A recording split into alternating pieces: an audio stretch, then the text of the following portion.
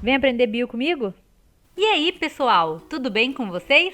Hoje o nosso tema é transporte celular por vesículas. O nosso objetivo hoje é entender um pouco sobre a entrada e saída de substâncias e materiais da célula por vesículas. Mas o que são vesículas?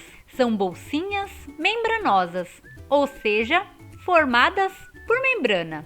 O transporte por vesículas acontece quando a célula precisa transportar moléculas grandes ou moléculas em grandes quantidades, e também quando o transporte precisa ocorrer de forma rápida.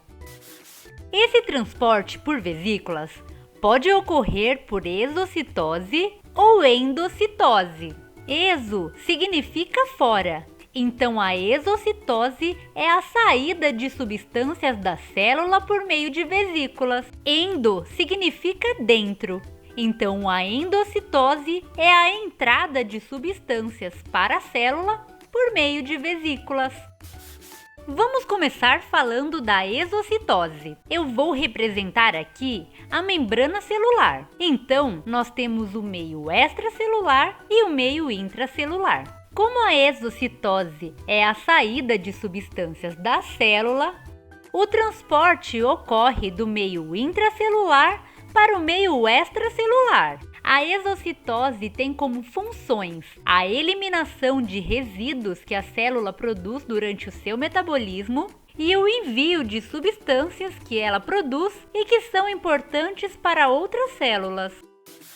Substâncias que devem ser eliminadas da célula são temporariamente guardadas em pequenas bolsas no interior dela. Essas bolsas a gente já sabe que são chamadas de vesículas. Para levar essas substâncias para fora da célula, essas bolsas se fundem à membrana plasmática. A fusão da vesícula com a membrana plasmática promove a saída do conteúdo.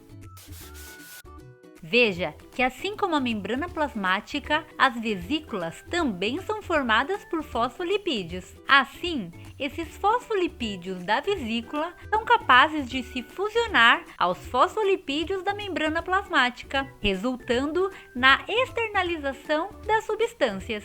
Uma das funções da exocitose é uma célula enviar moléculas para outras células. É o que ocorre nas principais células do nosso sistema nervoso, os neurônios. Um neurônio se comunica com outro neurônio a partir de moléculas chamadas de neurotransmissores. Os neurotransmissores ficam acumulados em pequenas vesículas e conseguem sair de um neurônio para entrar em outro por meio da exocitose.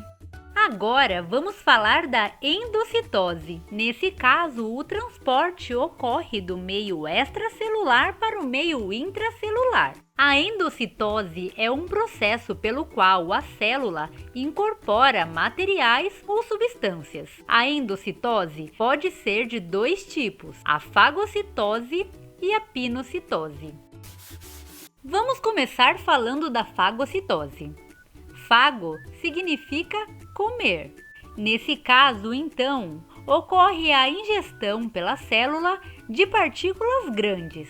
Para isso, formam-se evaginações.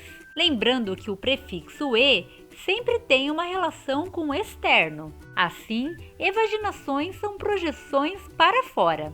Essas projeções são expansões citoplasmáticas, que começam a envolver o material a ser englobado, até que no final do processo, toda a substância a ser englobada está dentro de uma vesícula.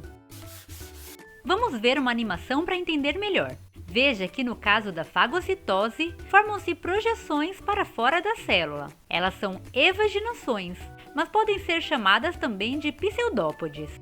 Para organismos unicelulares, a fagocitose é uma importante forma de alimentação. Nesse vídeo vemos uma ameba, um protozoário. Ele está se alimentando de um outro protozoário, como a gente pode ver aí, emitindo seus pseudópodes, ou seja, projeções celulares, que vão englobar o alimento e colocá-lo dentro de uma vesícula. Mas não são apenas os organismos unicelulares que fazem a fagocitose. As células do nosso corpo também fazem. fazem? Nesse vídeo aqui, observamos algumas hemácias, que são células do nosso sangue, mas também observamos um macrófago, uma célula do nosso sistema imunológico, que tem como função fazer a fagocitose de qualquer substância que seja estranha ao nosso organismo.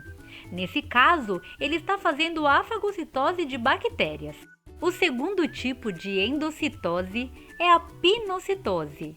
Pino significa beber, e nesse caso, então, ocorre a ingestão de partículas pequenas, que geralmente estão diluídas em algum líquido. Diferente da fagocitose, na pinocitose formam-se invaginações. O prefixo in se refere ao meio interno, assim, formam-se projeções para dentro. Essas projeções internas vão formando uma concavidade cada vez maior, até o ponto de se formar uma vesícula com o conteúdo internalizado.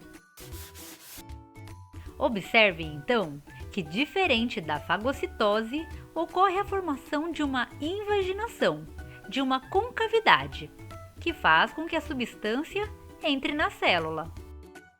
Resumindo, então, aquilo que aprendemos hoje é que o transporte por vesículas pode ocorrer para fora e para dentro da célula.